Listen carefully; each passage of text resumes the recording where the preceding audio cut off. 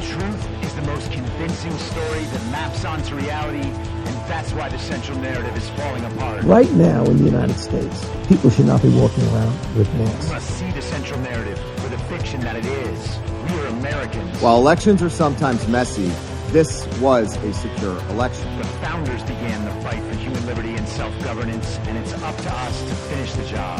I'll tell you what, we are in a truth emergency right now. This is the end game.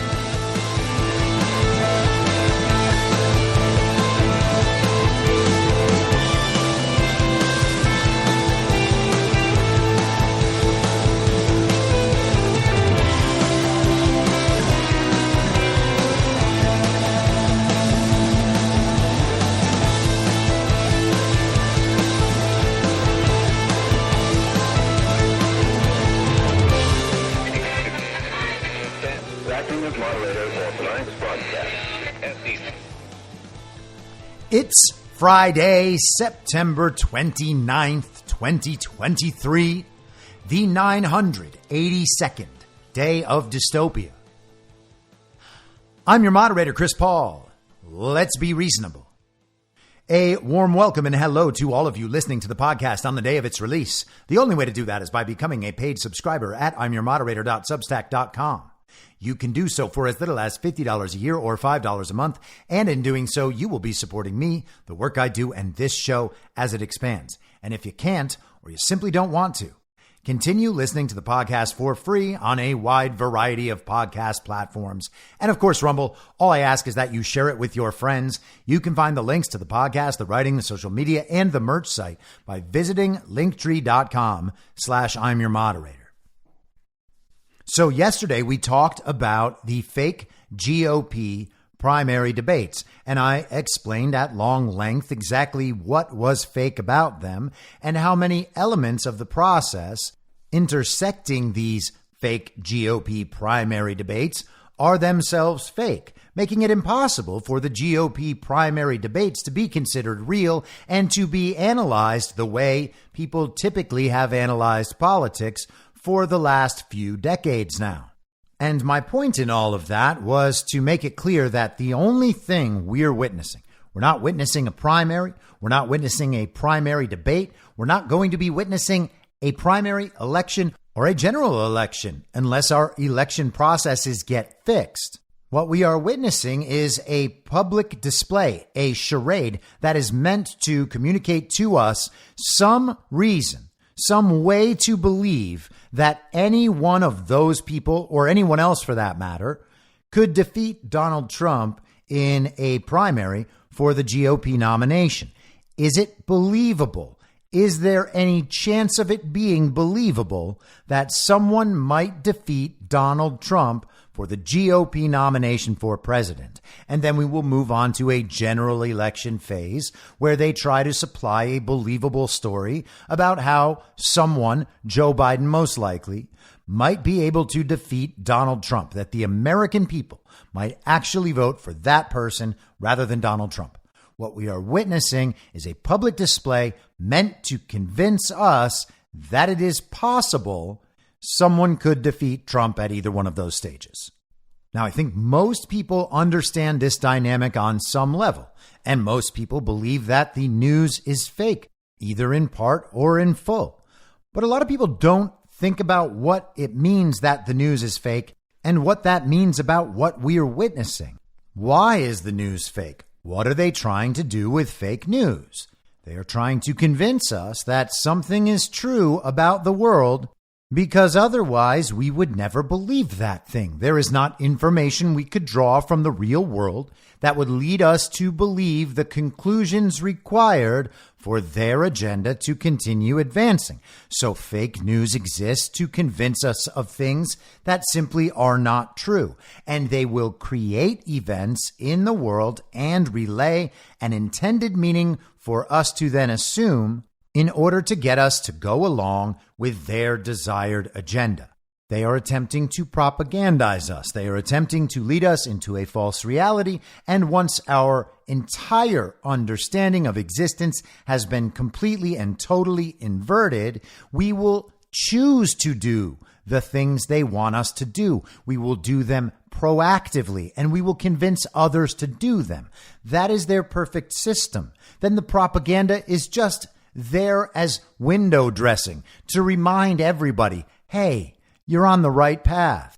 If enough people are experiencing that total inversion within the false reality, then the system basically runs itself. When that's not working, more propaganda is needed, more censorship is needed.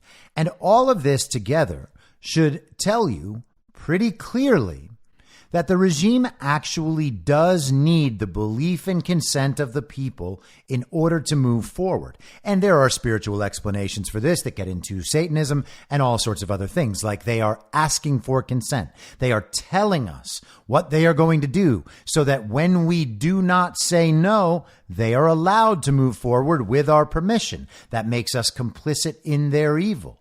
And if they can get us to check out and not care anymore, to embrace complete and total apathy, then they can do this with no end. Just continue telling us what they want us to do, and we will continue saying yes. Again, all of this should suggest to you that they actually do need and require this, just based on the sheer amount of time and energy and resources they put in to, as communist Noam Chomsky calls it, manufacturing consent. Now, you could maybe argue that they don't actually need our consent. They could overpower us. They could use the military. They could use state violence, regime violence against the people and subdue the people. And it's possible that they have that level of control. And maybe at some point of desperation, they end up doing that. But I don't think that's true. I don't think that that's the most likely scenario. I personally would rule that out. That doesn't seem to map onto reality for me, but maybe I'm being naive, right? Maybe that is the thing. Assuming that's not the thing, though, then the thing is they need our consent, and they are trying to get everyone on the same page, believing the same thing, so that they can march forward easily with their agenda. They want us to enjoy it. They want us to take comfort in their prison. They want to convince us that permanent vacation is what we've always dreamed of. We can all check out, become part of the matrix, live in a little pod or a tiny little apartment, just plugged into the metaverse all day long, plugged into a feeding tube, or maybe they deliver us our rations each day, and we just go along with it. All of the display, all of the show is to get us all on the same page, believing the same things. That's what all the effort is going to. That's what they need. So to tell us that Donald Trump has been defeated in a primary or in a general election, they need an explanation of how that could actually happen.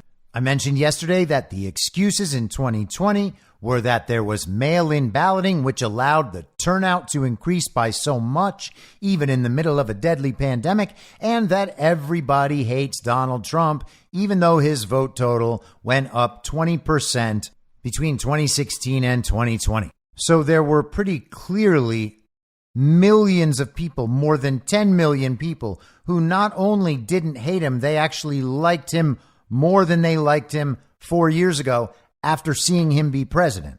But the people who controlled culture, they hated Trump and they hated MAGA, and they were happy to make it look to everyone like everyone hates Trump and MAGA. And with that, people went along with it. They accepted it, and we are dealing with what we're dealing with.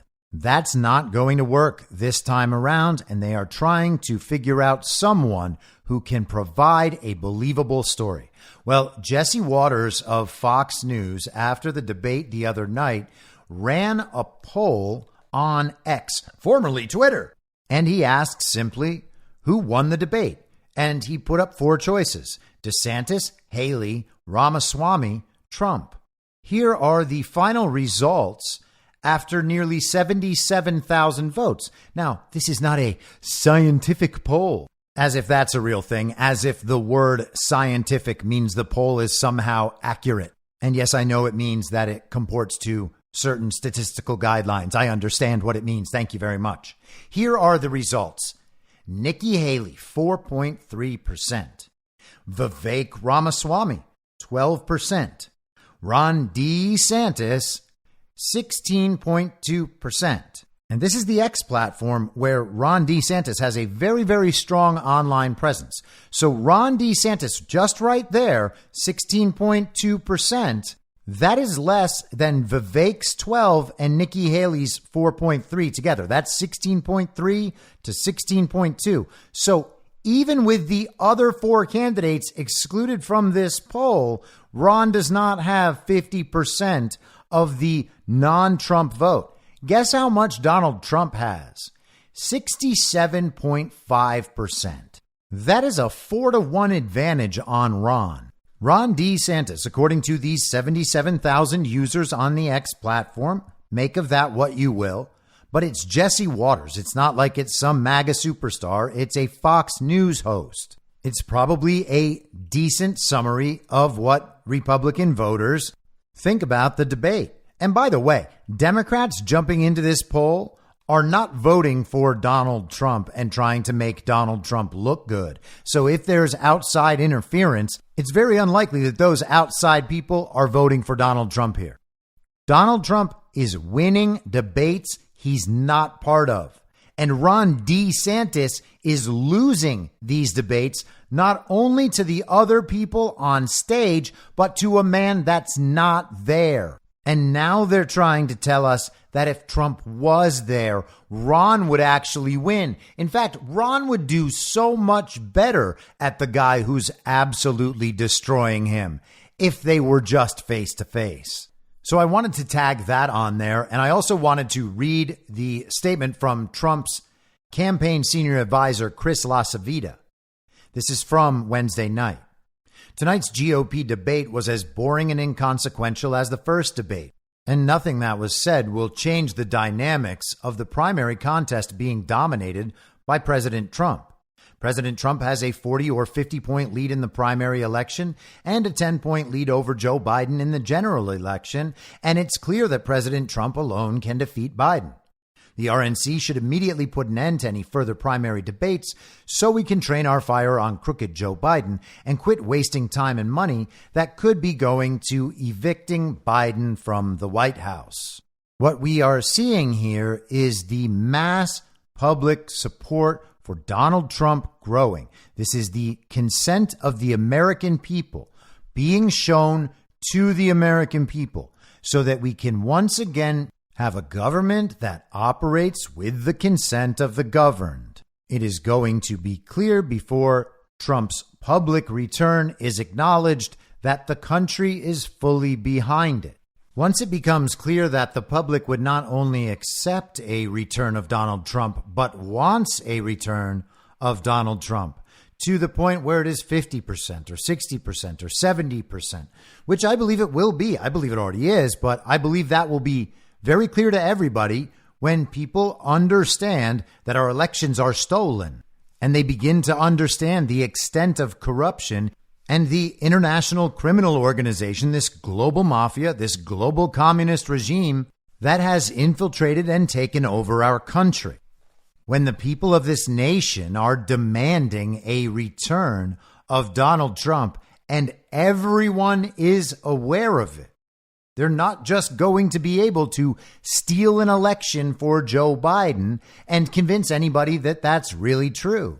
And you can imagine at that point, they will try to delegitimize Donald Trump and perhaps imprison him and perhaps imprison everybody. Who knows how it's all going to end? But the point is, they need a story that the people will believe, and they are even losing the opportunity to create a believable narrative, not a convincing narrative, not one everyone agrees is true, just something where people can imagine, oh man, I guess it's possible that 40 or 50% of people really believe that. That's what they need, and they're not even going to get there. So I was planning on spending most of the episode today talking about the so-called impeachment inquiry hearing that happened yesterday, and I am going to get to that in just a few minutes. But first, I want to tie in a breaking news story of today, which is the announcement of the death of California Senator Dianne Feinstein. Now, I say the announcement of the death because the death was announced today in public, but we are told it happened last night. Now, did it happen last night? That's the question. Could it have happened earlier without them telling us? Yes, that sure could have happened. Jimmy Carter's been in hospice for months now. We keep hearing he could go any day, and he hasn't. Dianne Feinstein hasn't really been seen in public for months now. She was wheeled through the Senate and could not answer questions. She was being told what to say. And I feel like that was probably at least 2 months ago, right? But Feinstein was wheeled through the Senate looking like an actual dead person. The skin was drooping off of her. And I'm not trying to be mean or mock the frailty of the elderly. She did not look completely alive. I don't know what else to say. I'm not saying that she was dead prior to yesterday or that I think she was dead prior to yesterday. I'm just saying it's possible. And there's no reason to believe that they are going to tell us the moment that it happens. They have no motivation for doing that. They will decide when they will announce the death of one of these figures. They can steal news cycles. They can take attention off stories they don't want people's eyes and ears on. And they can take advantage of these announcements relative to their own political calendars and agendas. And I'm going to get into a little bit of that in a second. But let's talk about DiFi for a little bit. This is the obituary featured today in NPR. Apparently, this was already prepared because it's like at least probably 2,000 words long or something. It is a long obituary. And I just want to point to a couple of things mentioned in this article. The headline, by the way, is Dianne Feinstein, longest serving woman in the Senate, has died at 90. Dianne Feinstein, who was first elected to the U.S. Senate from California in 1992 in a wave election known as the Year of the Woman, and went on to champion gun control, has died at her home in Washington, D.C. She was 90 years old. In a statement released Friday morning, James Sauls, Feinstein's Senate Chief of Staff, confirmed her death. There are few women who can be called senator, chairman, mayor, wife, mom, and grandmother. Senator Feinstein was a force of nature who made an incredible impact on our country and her home state, Sauls wrote. She left a legacy that is undeniable and extraordinary. There's much to say about who she was and what she did, but for now, we are going to grieve the passing of our beloved boss, mentor, and friend. And so let's just hit a few interesting pieces of her bio mentioned in this article. Feinstein's rise in politics began on November 27, 1978, when her city was jolted by 2 political assassinations at City Hall. As president of the San Francisco Board of Supervisors, she announced the news to a shocked press corps. As president of the Board of Supervisors, it is my duty to announce that both Mayor George Moscone and Supervisor Harvey Milk have been shot and killed, Feinstein said in a firm but clearly stunned voice. Oh yes, clearly stunned.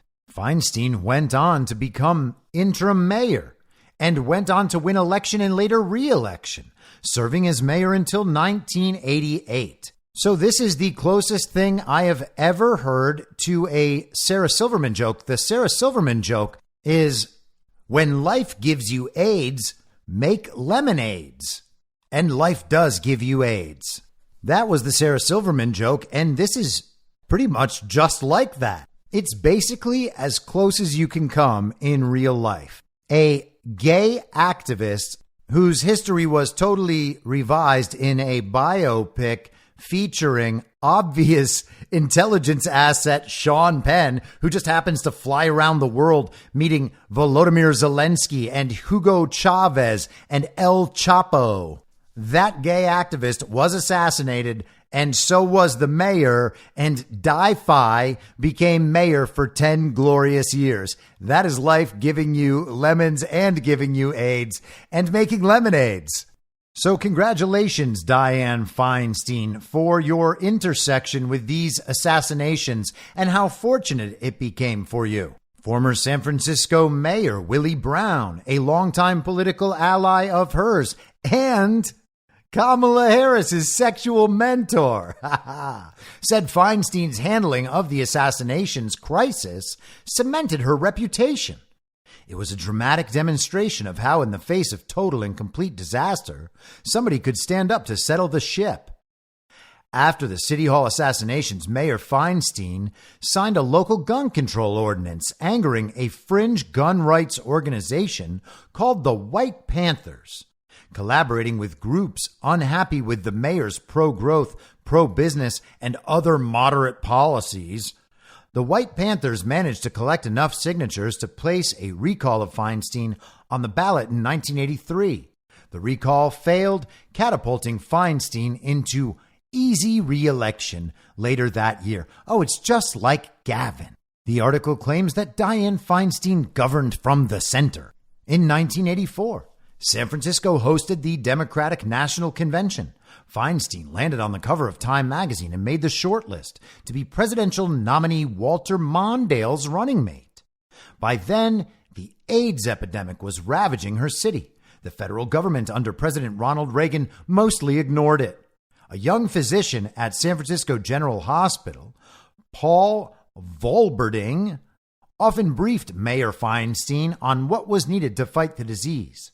I don't recall any moment in the early pandemic when I was told, no, we can't do that because we don't have the resources, recalled Volberding, who became one of the pioneers in AIDS treatment. In fact, in the mid-1980s, San Francisco alone was spending more on AIDS than the entire federal government. And that really goes to her leadership and a great credit to her, Volberding said. And so I hope that people don't in the future kind of try to re-understand AIDS in light of the things we know now about COVID and, of course, about Anthony Fauci, who did the same thing he did during COVID back in that whole AIDS crisis, which is to say, create it out of falsified tests and then treat it with something that actually kills the supposed victims of the disease, as the medical protocol for COVID actually did. Remdesivir and then a ventilator, your ass is dead. Now, looking back on that gay virus back in the 1980s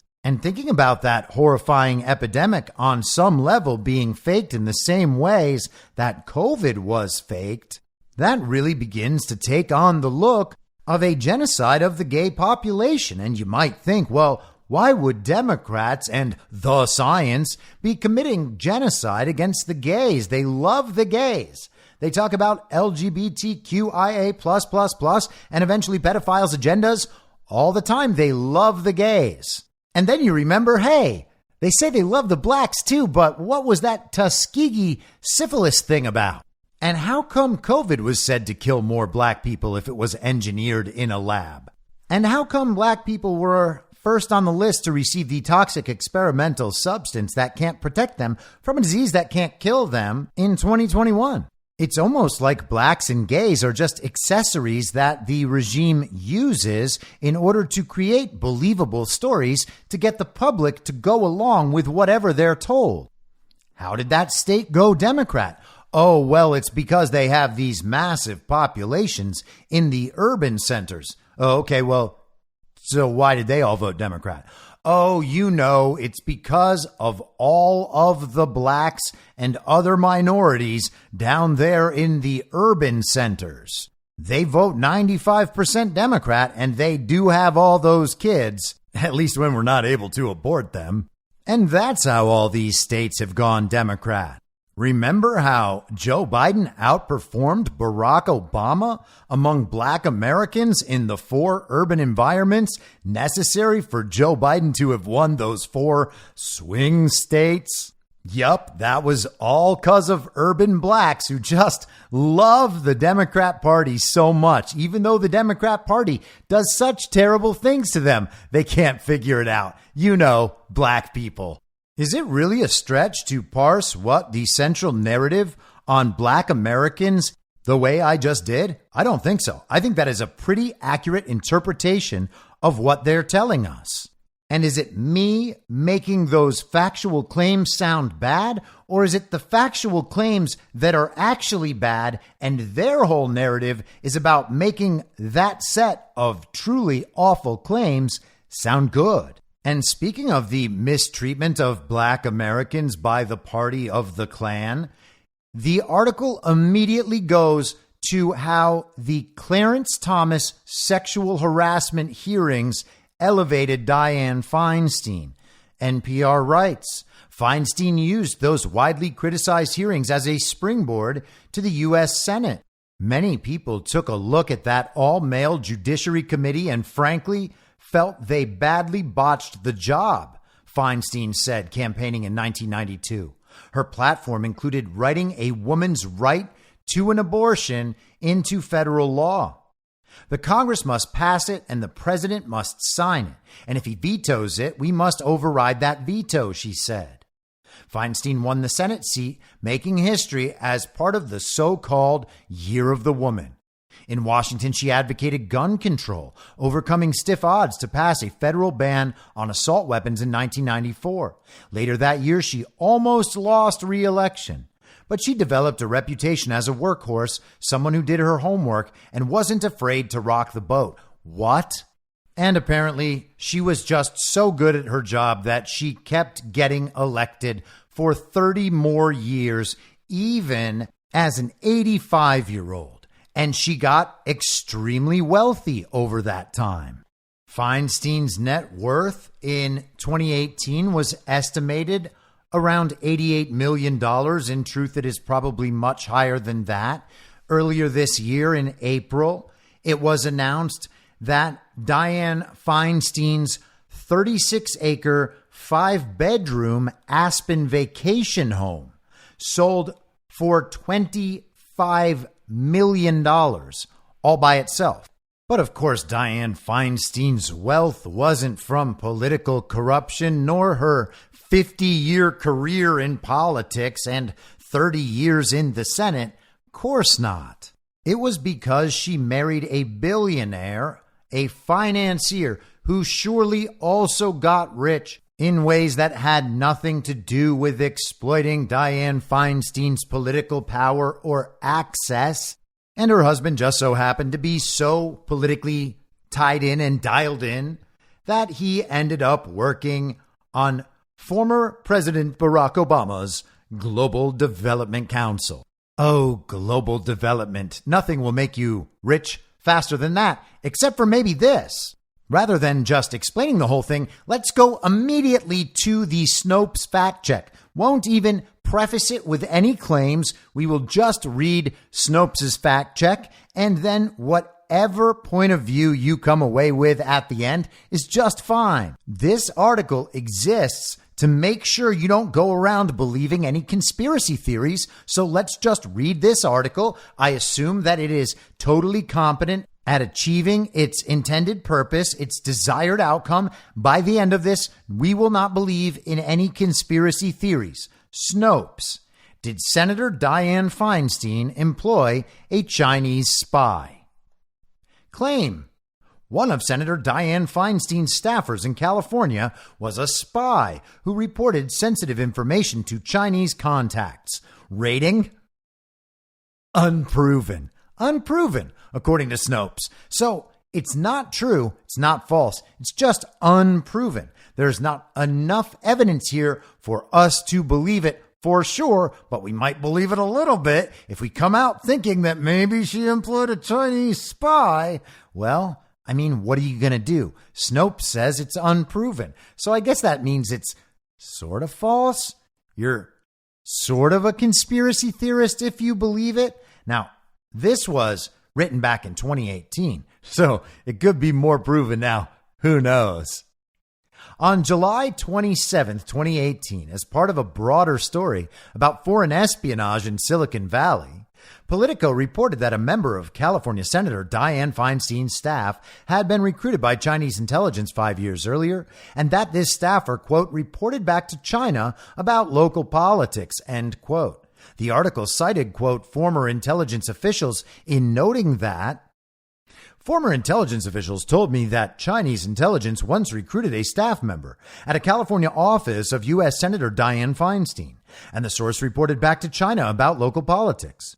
A spokesperson for Feinstein said the office doesn't comment on personnel matters or investigations, but noted that no Feinstein staffer in California has ever had a security clearance. What does that have to do with the question? Okay, so let's look at what they're telling us. No conspiracy theories here. Former intelligence officials made this claim to the news. Politico reported it. Someone on the staff had been recruited by Chinese intelligence 5 years earlier. So not a Chinese spy when Feinstein hired this person. That is not Feinstein's fault, even if it turns out that this person is a spy. And they only report back on local politics. It's not like they're asking Dianne Feinstein for specific information and then communicating it back. They're just there trying to figure out how politics work in San Fran or old Frisco. Isn't that what you call it out there, San Franciscans?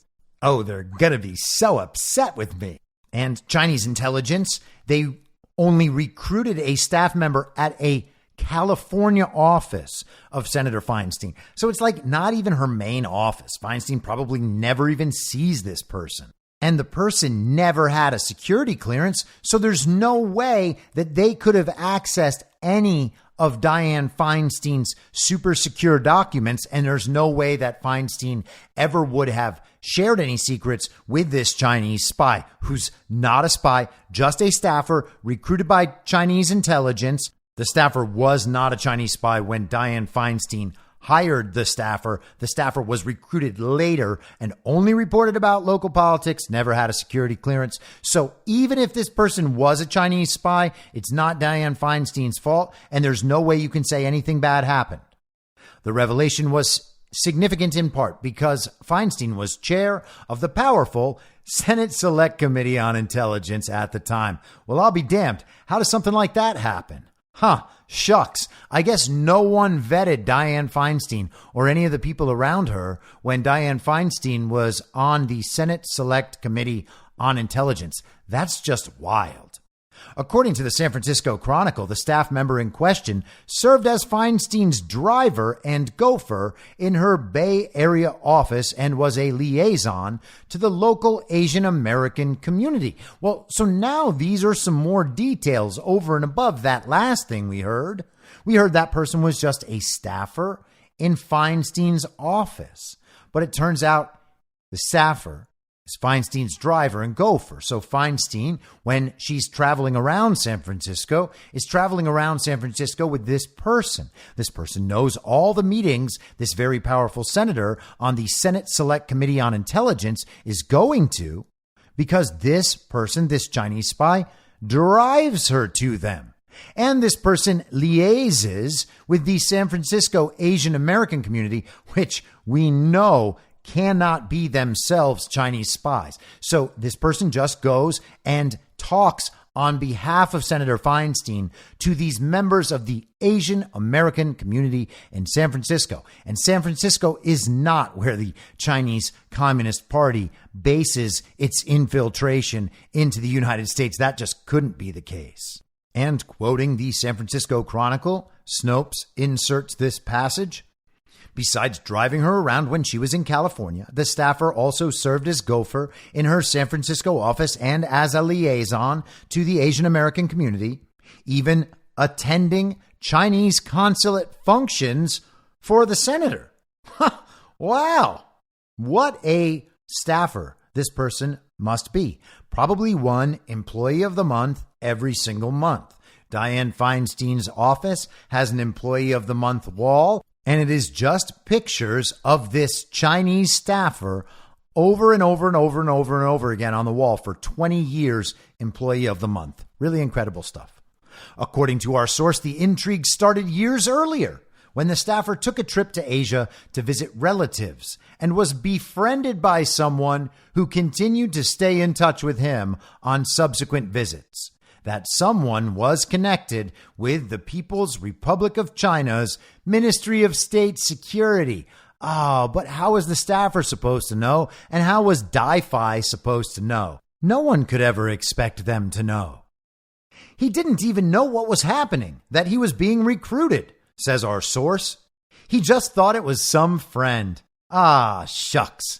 And no one who vets the people around the senators on the Senate Select Committee on Intelligence, was able to figure any of this out or put any of it together. Gosh, what are the chances? On 6 August 2018, Feinstein issued a statement on the matter, saying that several years earlier she had been informed by the FBI about the possible recruitment efforts targeting one of her staff and had removed the individual when she learned the details. 5 years ago, the FBI informed me it had concerns that an administrative member of my California staff was potentially being sought out by the Chinese government to provide information. He was not a mole or a spy, but someone who a foreign intelligence service thought it could recruit. The FBI reviewed the matter, shared its concerns with me, and the employee immediately left my office. He never had access to classified or sensitive information or legislative matters. The FBI never informed me of any compromise of national security information. So again, Feinstein did absolutely nothing wrong. And as soon as she figured out this person was a Chinese spy, she immediately asked that he resign. Or she. Some partisan news outlets such as Fox News, as well as President Trump himself, gave the controversy oxygen by suggesting that the mainstream media's lack of interest in the story exposed a partisan double standard in terms of how foreign meddling in political affairs is handled both by the media and by law enforcement.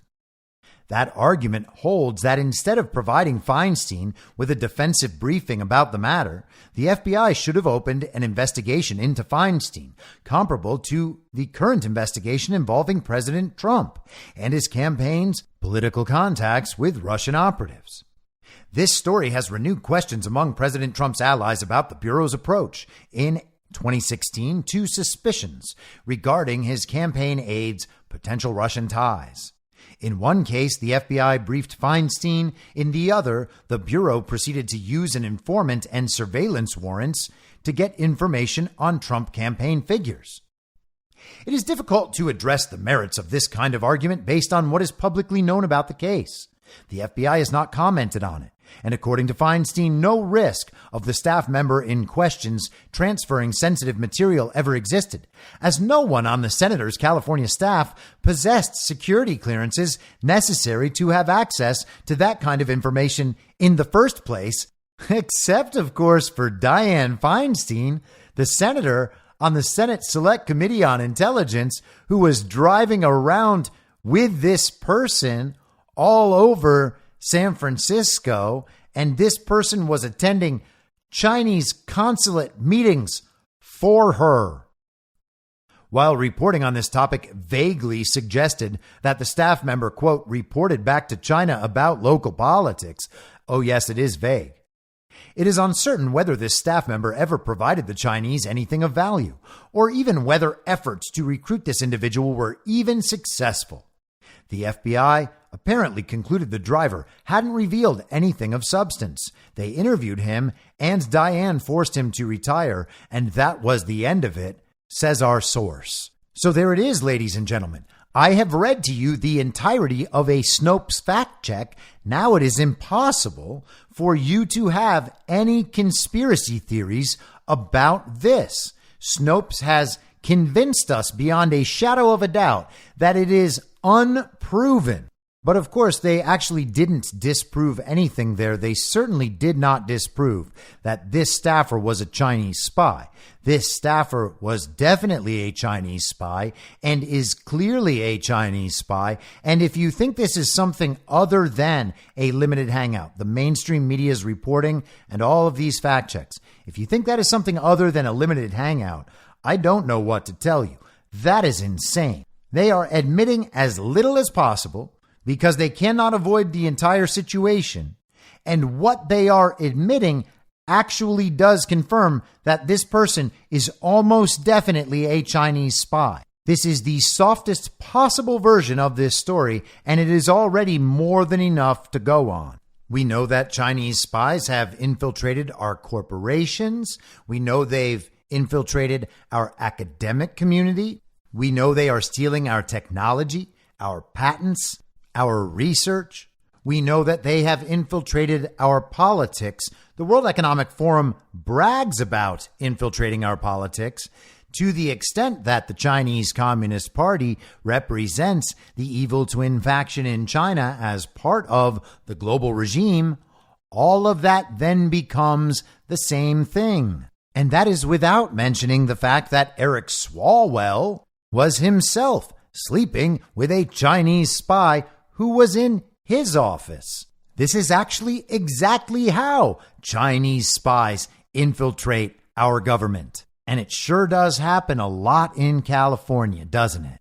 So it has now been announced that Dianne Feinstein at some point yesterday or prior expired. We are left to assume this is just a factor of her advanced age. And the question then becomes, as the front page on Fox News' website shouts to the world, who will replace Dianne Feinstein? The Fox headline, all eyes on California Governor Newsom to quickly name temporary Senate replacement for Feinstein. And the article mentions three possible replacements: Adam Schiff, Katie Porter, and Congresswoman Barbara Lee. Back to that NPR article, they have this to say about the replacement. Earlier this month, Governor Newsom reiterated on NBC his pledge to appoint a black woman to fill the Senate seat if a vacancy occurred. However, Newsom added that he would not appoint anyone currently running for the seat and would seek a placeholder until voters could decide next year. House Democratic reps Barbara Lee, Katie Porter, and Adam Schiff are declared candidates. Lee is a black woman, but has publicly rejected suggestions she would serve as a placeholder. So who will Gavin Newsom appoint? Let's assume that he means what he's saying, that he intends to appoint a black woman. Again, they have known this would be coming at some point. They have certainly planned for this, and the political agenda will play out along a timeline of their choosing that they have already chosen. Now, for whatever reason, and maybe there's some justification, but for whatever reason, people have immediately gravitated to the idea that the replacement will be Kamala Harris. That Kamala Harris will step down from her role as fake vice president and instead be inserted into the role of unelected senator of California. She was senator once. She could be senator again as this placeholder. But why would Kamala Harris want to be a placeholder in California unless she was going to run for re-election and use her incumbency and her experience as vice president to explain to the country that California voters wanted more Kamala? The assumption then is that perhaps Michelle Obama would be nominated by the fake president, Joe Biden, as the new fake vice president, and then the illegitimate Senate would have to confirm her to that position. Or maybe it would be someone like Hillary Clinton appointed as vice president to cover up Kamala's absence. But I personally do not think Kamala will be appointed senator.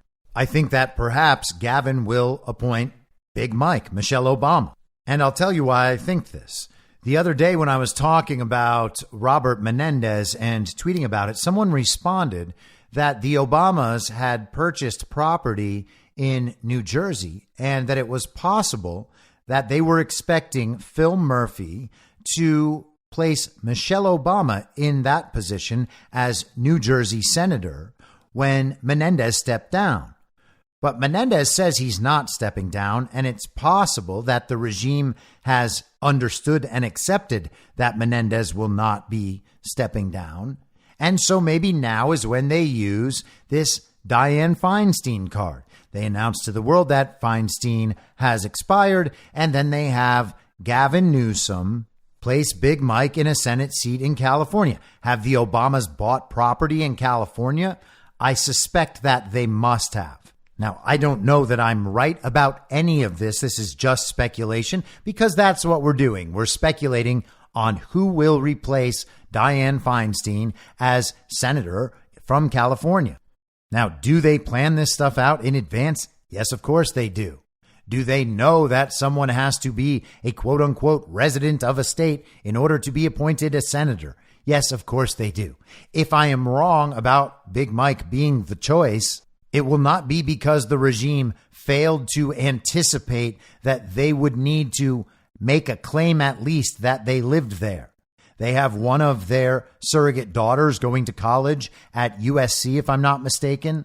And then you have this headline from Town and Country magazine. The Obamas are buying a house in California. According to the New York Post, the Obamas have reportedly purchased a house in Rancho Mirage, California, the same town to which President Gerald Ford retired after he left the White House. And that is near Palm Springs, out in the desert, a couple hours east of Los Angeles. So can the Obamas claim residency in California? You better damn well believe they can if they want to, and no one's going to stop them because the regime doesn't care about this sort of thing. Hillary Clinton claimed to be from New York and became a senator of New York. Are we really going to pretend that the Obamas can't get this job done in California? So they got a California property, they got a New Jersey property. They're not going to get the open Senate seat in New Jersey, or at least it sure doesn't seem like it. But now they have the possibility in California, and what do they have lining up? Well, they have an opportunity for Gavin Newsom to say he's appointing a black woman. Now, is that really true? Who knows?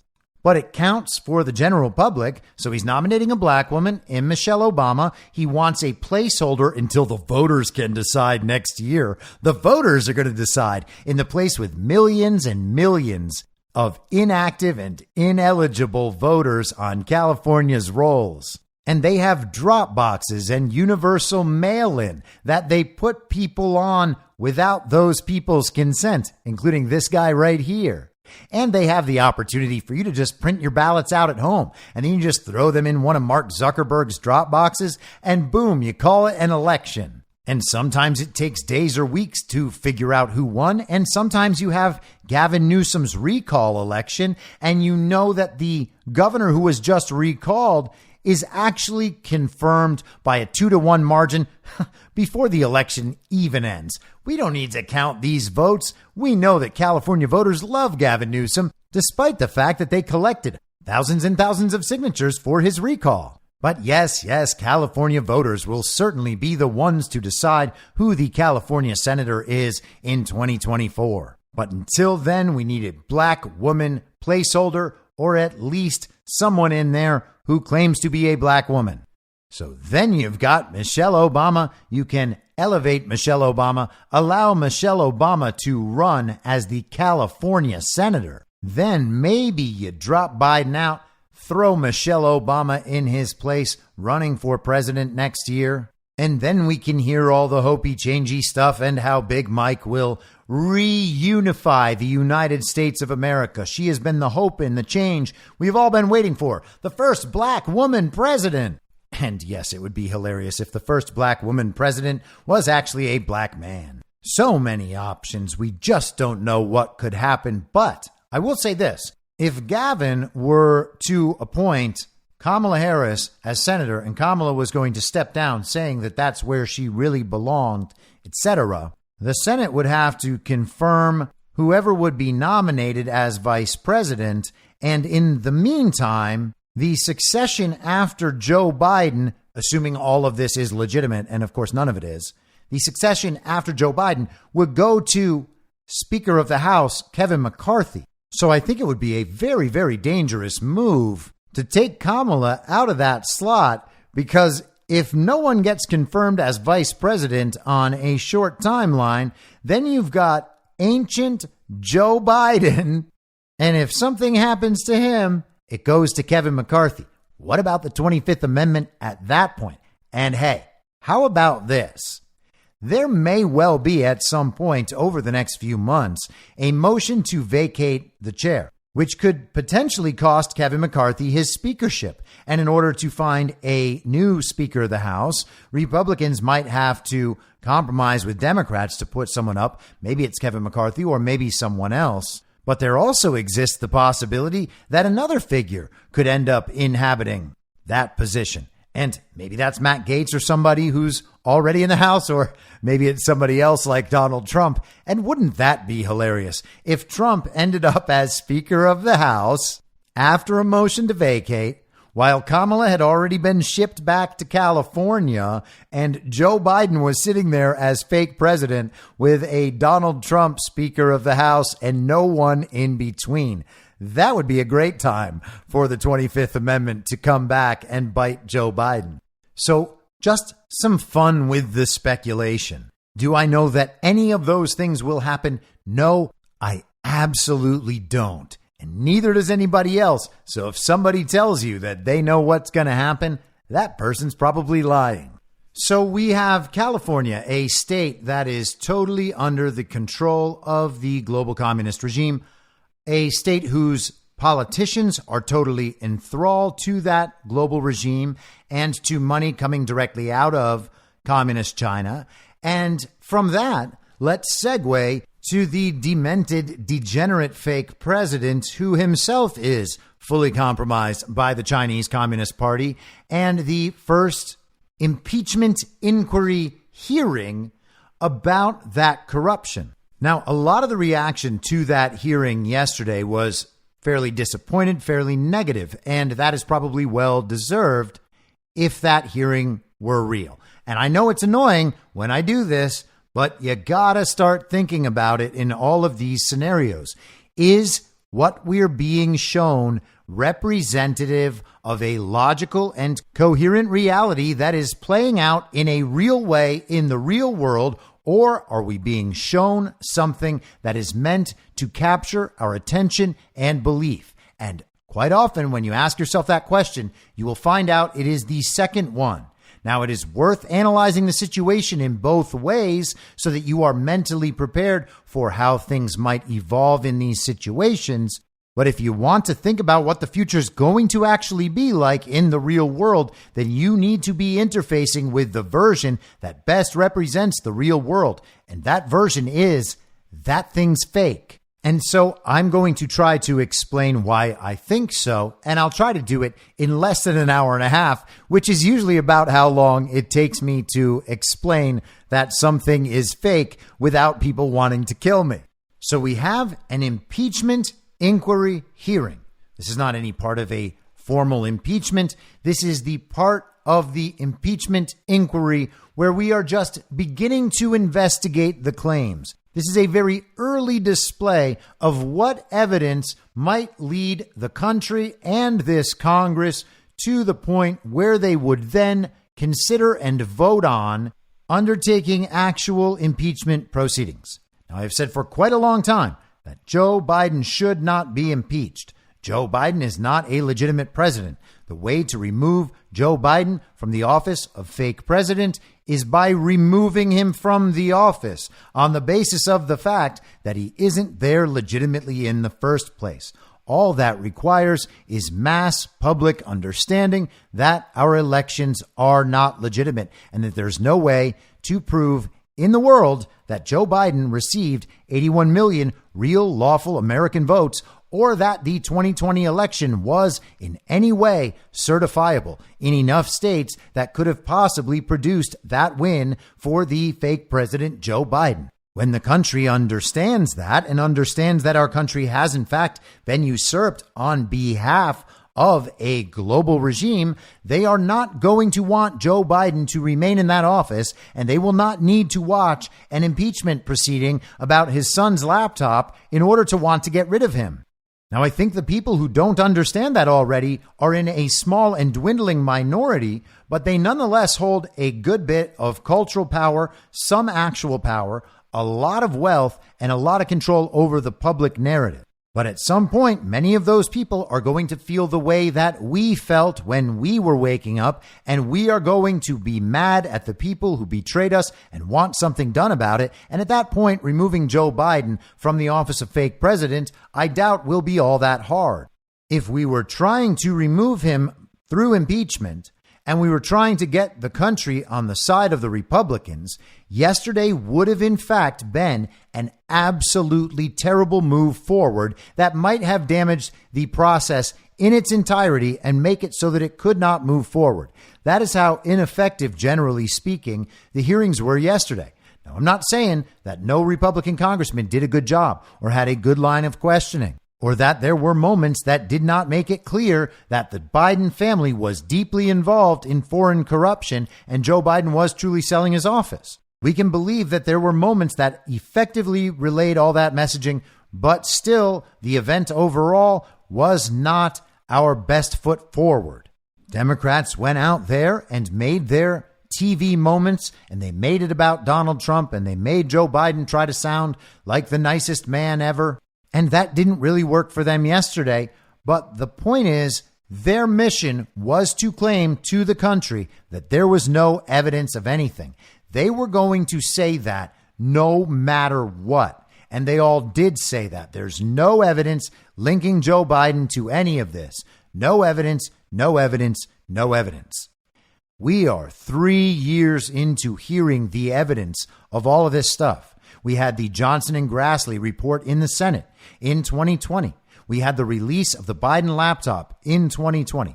We are less than a month away, like 2.5 weeks away from the 3-year anniversary of that and the censoring of the New York Post and the removal of all this information from Facebook and Twitter and YouTube, the cover up of the Biden laptop. We are almost 3 years from the anniversary of Tony Bobulinski and Tucker Carlson. It is 3 years of being presented with the evidence from the laptop, evidence of Biden's corruption, the real world evidence, what people see in the real world as it emerges of life under the fake president, Joe Biden. People have lost their faith in Joe Biden. They have lost their faith that he tells them the truth on anything. And part of that is about the corruption and about the Hunter Biden laptop, because what they know is that Joe Biden told them from the debate stage that he has never had conversations about his son's business dealings. All of that is obviously completely preposterous by this point. So when Democrats go out there and say no evidence, it just doesn't have that ring it used to have. Now, no one captured this better than Dan Bongino did yesterday on Twitter. And I was saying on Badlands Daily this morning that this is one of the best things about Bongino is he always knows the whole story and he always puts it very succinctly. He is able to deliver the points, the broad view, the 40,000 foot view. And of course, he's very good at substantiating all of that. But the point is that he's able to communicate a lot in a short amount of time because he understands all the material in full. And so he's able to give the brief version. This is how he put it on X, formerly Twitter. The Democrats are correct. Outside of the bank records, the suspicious activity reports, the wire transfers, the Privat bank transactions, the LLCs, the texts, the emails, the WhatsApp messages, the photos of Joe with Hunter's business partners, the voicemails to his son, the two business partners saying Joe is the brand and the big guy and the chairman, the two whistleblowers' testimony, the recorded phone calls between Biden and Poroshenko, the video of Joe Biden bragging about firing the Ukrainian prosecutor, and Hunter's statements that he's giving his dad half his income. There is no evidence of Joe Biden being involved. Good call, guys. And so that's what we heard yesterday. We heard it during the proceedings, during the hearing. There is absolutely no evidence tying Joe Biden to any of this. There is no evidence. There is no evidence. There is no evidence. There is no evidence. That is what they went out and told the country. Do you think that the country believes there is no evidence that Joe Biden is corrupt? More than 60% of the country, according to Rasmussen polls, who are basically the only people who ever ask this, and the trend has always been in our direction on this, but well over 60% of people, according to those polls, think that the 2020 election was decided, at least in part, by cheating.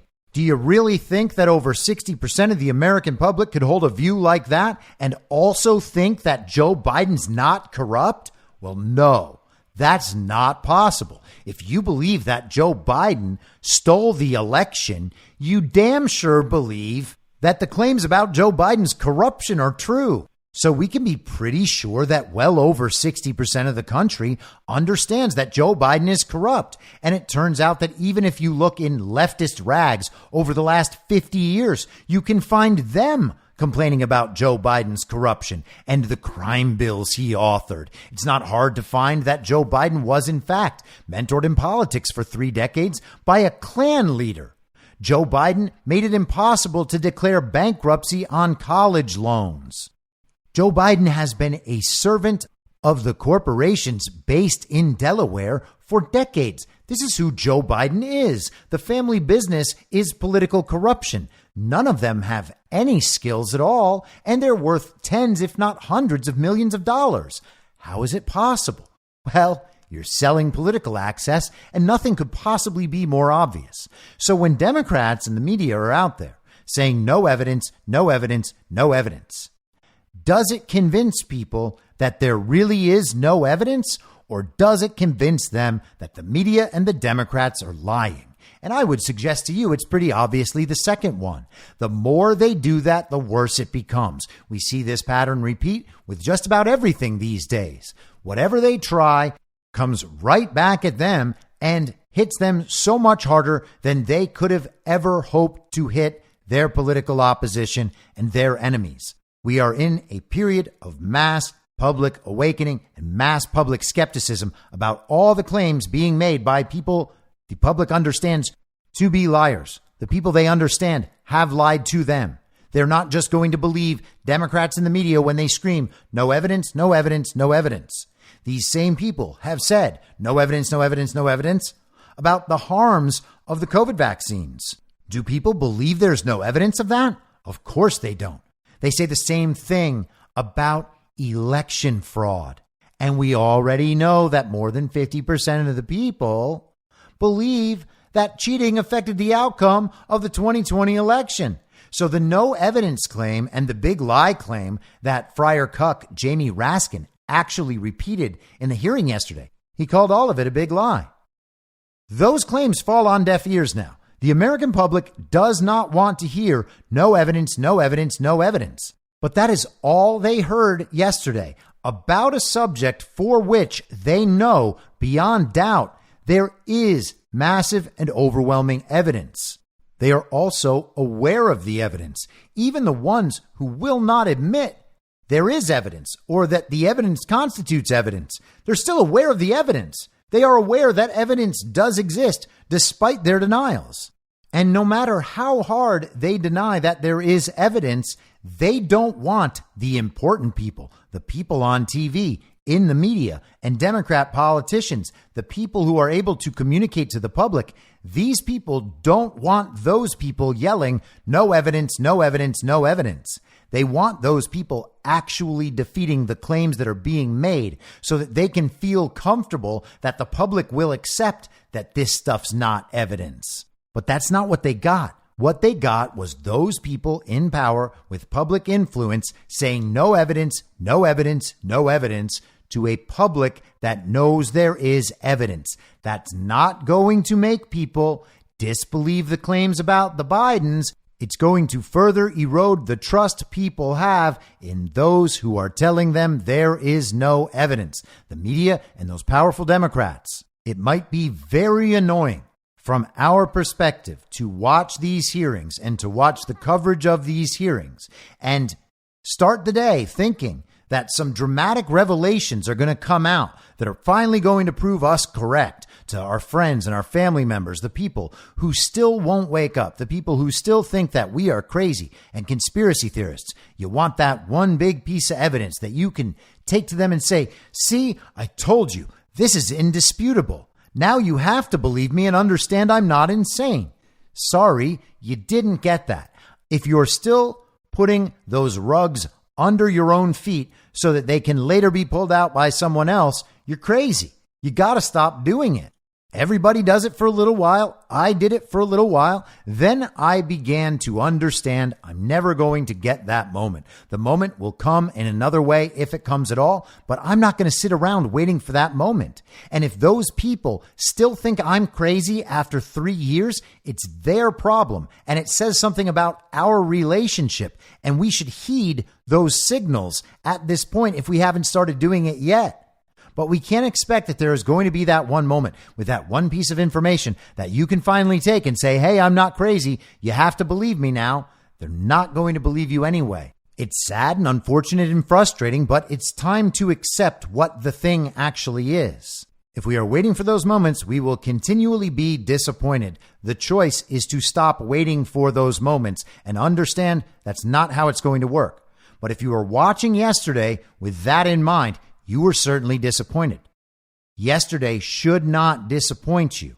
It is good that the media and Democrats are out there screaming, no evidence, no evidence, no evidence. And here's why. Think about the other major takeaway from yesterday, and that is the witnesses and what happened with the witnesses. The Democrats were allowed to bring their own witness, Michael Gerhardt, and he told them that impeachment was a very solemn responsibility, and this is one of the most important things we could ever do in our democracy, and blah, blah, blah, blah, blah. Years before, when Donald Trump was the subject of impeachment, Michael Gerhardt thought it would be a moral failing not to impeach Donald Trump on the information that they had, which turned out to be absolutely nothing.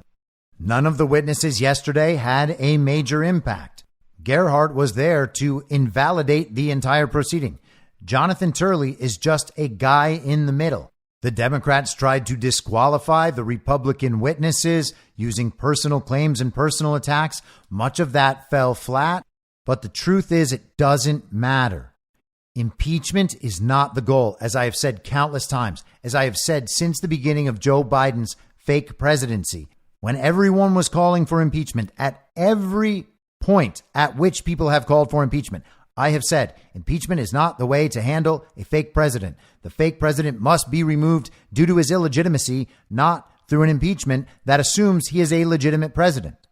If I am right about that, and I certainly believe that I am, we cannot have an impeachment. We will never have that full impeachment thing that we are now used to seeing as an impeachment on television. That will not happen. And we are not aiming for that. And if we are not aiming for that, then why are we doing an impeachment inquiry hearing? Well, that is to tell the public certain things, so the public has some awareness of these things. The networks did not cover that hearing yesterday. They don't want the public to even understand this is happening. This is a TV show being used to convince people of certain things about Biden family corruption, and it is being used to discredit Democrats and the doubters of Biden family corruption in exactly the ways I just described. They just pretended yesterday to the world like the entire case had been made against the Bidens and there was no evidence. They screamed, no evidence, no evidence, no evidence. The party that screams no evidence, like the boy who cried wolf. How many times can they scream no evidence and be proven wrong before people stop listening to them altogether? And that is exactly what is happening. Now, if you know that they are going to attempt a tactic that worked for them in the past and works less and less as time goes on, would you give them the opportunity to do that and show everybody once more how dishonest and corrupt these people are? I believe you would. And I believe you would have an event kind of like yesterday, where the witnesses are pretty milquetoast and the entire proceeding is pretty milquetoast. You have 47 something like that, different people asking questions of these witnesses, 5 minutes each for like 40 plus people. I really think it was like 40 plus people. Whatever it was a preposterous number, a number that is way too large. The entire hearing was scattershot. It was all over the place. You would have a couple of interesting questions, and then you would have a Democrat go off about Donald Trump or about how Joe Biden was just a father who loved his son too much. And Representative Krishnamurthy actually tried to accuse Jonathan Turley of defending pedophiles and claim that Professor Turley's testimony could not be trusted at all because he was totally discredited, having defended a pedophile. Now, was that true? No, of course it was not true.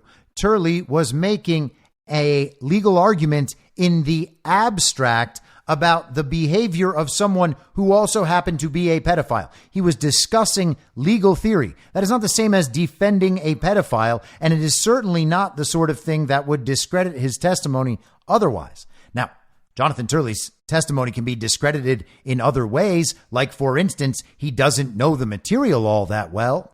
But he was there to talk about the constitutional legitimacy of the impeachment hearing and the inquiry, etc. Regardless, Krishnamurthy was just trying to sully the good name of Jonathan Turley with an extraordinarily dishonest and absolutely ridiculous claim that probably wasn't even believed by anyone watching. Now, if you really wanted to relay the evidence of Biden family corruption, yesterday was not the format, and virtually anyone would know that. Now, there is one view that these people are just incompetent. The Republicans leading this effort are just incompetent. They don't understand how to operate a public narrative. The Democrats do. That's why the Democrats are effective when they have these sorts of political events. And it was a failure due to Republican incompetence. Now, there's another story being pushed by people like Steve Bannon, for instance, people who are communicating the public frustration of MAGA and of the American people. He is the voice of people who are becoming angry with all of this and needing to transfer that anger into information and action. And so he is helping people understand a part of what's going on. And he is relaying that particular narrative from that particular perspective. It is a perspective among other perspectives. It is a valid perspective and one people should understand. But the claim that he was making was that all of this was being done in such poor fashion because they weren't really serious about impeaching Joe Biden. What they wanted to do was give MAGA a shiny toy to distract them, convince MAGA that what everyone needs is the impeachment of Joe Biden, and that can't happen if the government gets shut down. So if you want to impeach Joe Biden, you're going to have to allow us to increase government spending and keep the government open. We're going to need this new spending bill, this new continuing resolution. And then this winter, we will pass an omnibus spending bill, put all of the spending we want into that one bill, pass that one thing on an up or down vote. And then all of the spending, none of it actually has to be debated in Congress. Congressmen don't have to put their name to any particular spending. It's just the whole thing, yes or no. Well, I had to say yes because we need a budget. It's my responsibility to vote for a budget for the American people. Now, is this budget the one that I would have selected? No, but I did have to vote for it. We've all heard those political explanations before. That is what they are driving toward, and they figure they can get that while telling MAGA, this is all necessary if you want to impeach Joe Biden. I know you want to impeach Joe Biden. That means you're going to have to give us this thing. So there is that perspective out there, that all of this is being done for that. It is a charade, but it's a charade with the purpose of keeping the money flowing indefinitely. We'll just keep on printing money and keep pinning it to the backs of the American workers. The full faith and credit of the United States of America, that is the committed labor, the indentured servitude of the American worker. That is the full faith and credit of the United States. We're going to print more money. We're just going to invent more money out of thin air from the central bankers, a new infusion of regime bucks, and we will just pay off all our friends, including those overseas. We are now being told by American media that this government shutdown is going to endanger Ukrainians and that the pain is already being felt by our Ukrainian brethren. Oh no! But we need this money. We need this money to keep flowing. And if MAGA is satisfied to let us keep this money flowing, if we give them this impeachment inquiry hearing, well, then perfect. We don't want to cause any actual damage to Joe Biden. We don't want to cause any actual damage to the regime. All we want to do is give them the shiny object that will keep their attention as we get through the holidays. We will get this omnibus passed, and then next year we will have all the money we need to do whatever we want to do. All the money we need to try to take down Donald Trump. Now, I don't agree with that interpretation, but I think that they are right about these hearings being fake.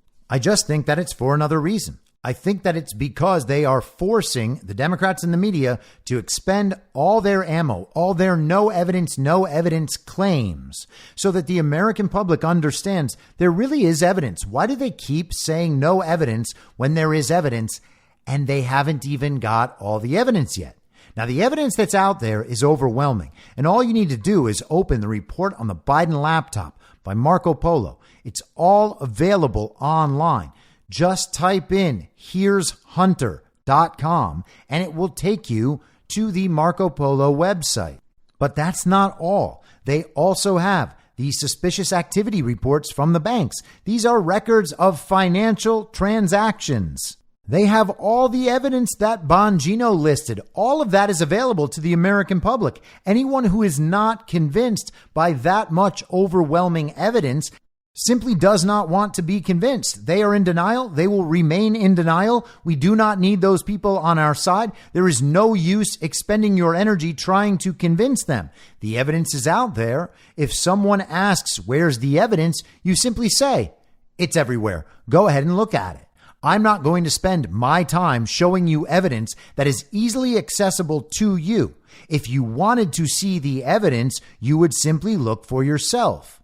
You are now asking me to show you where the evidence is that you could find for yourself. So what it really feels like is you're challenging me so that you can say at some point that I actually don't understand the evidence or where it is, that I'm the stupid one, the crazy one, the conspiracy theorist. You will find some way to try to discredit me as a person and assume and think that I will assume that means the evidence somehow isn't real. But the evidence is real, and it's easy to find, and anyone who wants to examine the evidence can. If someone is not examining the evidence as their first step after asking, where's the evidence that they haven't looked for, you can assume that they are lying about their motivations. If you engage with that person and take them seriously at that point, you're making a mistake and you are wasting your time. That is why you do not see me doing that on Twitter. When somebody asks me, where's the evidence? I make fun of them. Why? Because I know they're lying. I am not going to take somebody seriously when they are pretending that I don't know what I'm talking about, even though they have never come across anything I have ever said until 30 seconds before they wrote that message. Everyone needs to stop getting tricked by this stuff. You do not have a responsibility to show strangers on the internet that you are a serious person. They are not serious people. If they wanted to know what you know, they would ask you questions and listen to your answers and engage with what you're actually saying rather than immediately tell you that you don't know what you're talking about, or that's not true, or that's been debunked, or some other moronic thing that is bound to flow out of their mouths right after. Stop getting tricked by this.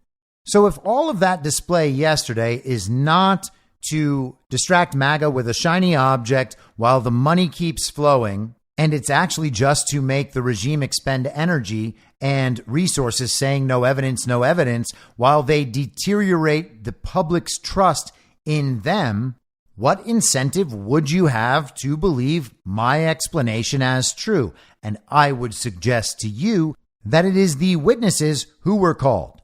The big guns were not out yesterday for that hearing at all.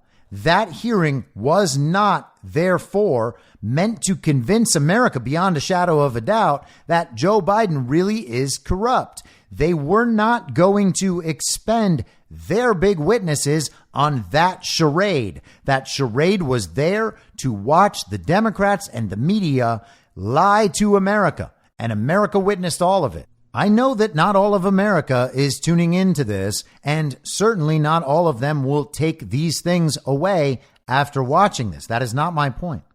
The point is that the claim no evidence is being deteriorated systematically to the point where it will not work anymore. Now, when people are saying no evidence, it is sounding like a joke. How do you think normal Americans who've spent 3 years hearing about Joe Biden's corruption and understanding that Joe Biden probably cheated his way into office in the first place, how do you think it sounds to them when they hear no evidence?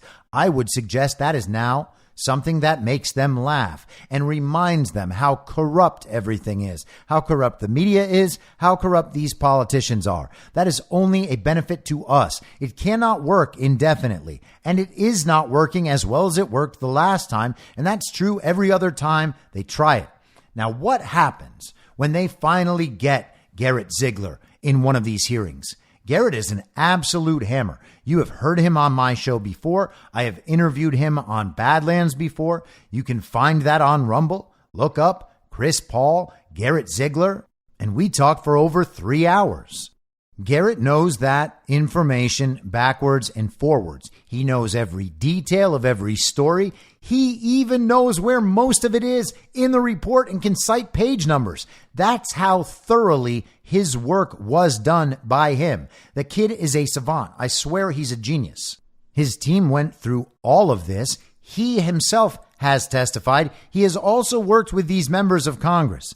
He knows what he is doing. He knows the information. That means the congressmen know the information. The fact that it was not presented yesterday should tell you that they didn't want to present it yesterday. So then it's just a matter of why didn't they present it yesterday?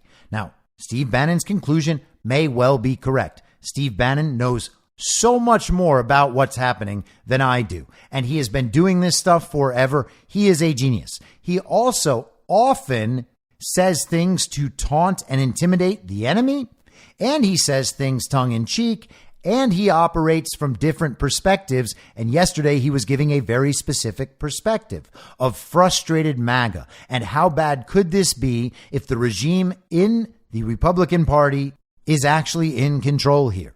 So is the regime in the Republican Party in control? And I would suggest that no, they are not.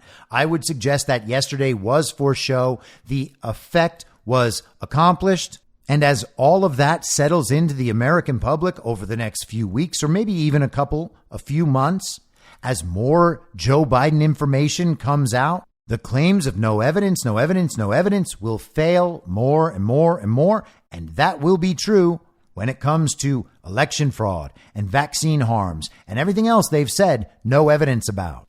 Now, normie Republicans would think that I'm absolutely crazy. They would say, what do you mean? We are trying to impeach Joe Biden here, and this isn't working at all. How can you think this is anything but an absolute disaster? And the answer is because we're not trying to impeach Joe Biden. And it's not my fault or your fault that these people are idiots. They believe that Joe Biden is a legitimate president of the United States of America, and they have been saying that now for 3 years. If they want to believe that, that is on them. If they think it's not true because of what they see in reality, that's on them. It is true. And as I explained yesterday, it doesn't matter what certain people believe they see in reality. All of us see something entirely different in reality, and all of it's there. It's not like we can't show you and describe it to you and tell you what it means. That's them. That's the people who still are addicted to the central narrative, repeating what they saw on television and trying to make sure that whatever they say about what they believe about existence comports with the television, because they are confined to that. Because they are trying to stay within the party of false decorum. And the party of false decorum will kick them out if they become those dangerous conspiracy theorists. They know where the boundaries are, the boundaries of belief, the boundaries of what they can say. They know where those boundaries are, and they will not cross them. So they will not even entertain ideas like these. And that is why, after 3 years of constantly being wrong, they have chosen to continue being wrong. They only want to hear half the possible information.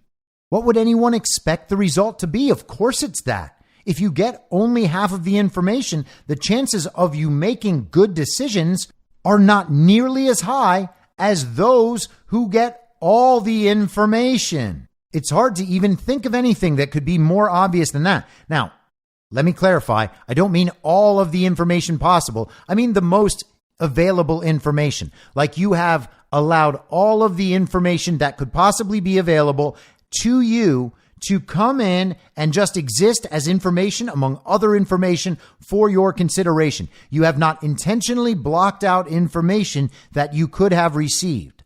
I am not suggesting that we somehow have a world of perfect information where we could know everything and that a certain set of us does. I am not suggesting that at all.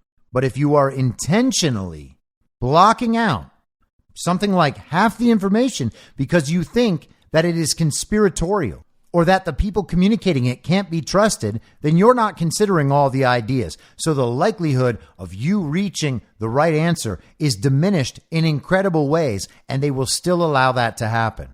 Now, the fact that the Republicans, who know that they have big guns and know that they have all this evidence, did not bring it out yesterday should suggest to you that proving the case yesterday was absolutely not the strategy. And why? Because they're not depending on impeaching Joe Biden. That is not something that can happen. It's not something that will happen. It is not the right thing to happen. I would be stunned if that sort of thing happens. If that's not the goal, then the goal is something else. What could the Democrats and the media have done differently yesterday? Is there anything they could have done differently? Were they going to actually make serious inquiries of the witnesses? Were they going to allow the public to believe through them that any of those claims could possibly be true? Of course they weren't. So what can they do? They can make the claims look untrue as best they can. They can try to discredit the witnesses. They can propose other various claims. They can attack the process. They can try to redirect everything to Donald Trump. And they did all those things. But first and foremost, what they did was claim no evidence, no evidence, no evidence, so that everything the Republicans did and the witnesses said in response would then be deemed no evidence about something for which the vast majority of Americans already understand there is evidence. There is a lot of evidence. There is overwhelming evidence. So people are not going to be thrown off the trail of Biden corruption as a result of that hearing. That is people's frustration. That is the concern. But that is not going to happen. No one is going to go from believing that Joe Biden is corrupt and then from that hearing yesterday go back to saying, oh man, yeah, I think there really is no evidence. All that evidence that convinced me before, it's just no evidence now. That's not going to happen. See the big picture. The point of all of this is to let the public know what's going on. It is the total inversion of the propaganda system. The propaganda is to convince the public of something that is not true so that the regime is allowed to move forward in its agenda in ways the public would never allow if they were told the truth. That's why the propaganda, that's why the censorship, that's why the fake news, that's why all of it exists. If they were telling the truth, then people would not go along with it. That is why they have to get mass consent for the lie. The awakening process is the unwinding of that. And the way to unwind all of that is to make sure that none of the tricks that foment that consent, that manufacture that consent, continue to work. One of those tricks is the claim of no evidence. That claim is being obliterated through this process. There is evidence. There's overwhelming evidence. People already know it. And when the time is right, the big guns, the hammers will be brought in. That's not what happened yesterday, and it wasn't a mistake. I hope you all have a good weekend. I will be back on Monday at the same reasonable time on the same reasonable podcast network. I don't have a network. Masks and lockdowns don't work. They lied to you about a pandemic. And Joe Biden will never be president. In my mind, that's the end game. If you're listening to this episode for free, you can support me and support the show and the work I do by signing up for a paid subscription at imyourmoderator.substack.com. You can do so for as low as $50 a year or $5 a month. Comes out to under a quarter per episode, and you'll blast right through the paywall for all of the writing. The merch store is www.cancelcouture.com, and you can find everything else by heading to Linktree, linktree.com/imyourmoderator. And I'll see you soon out on the range.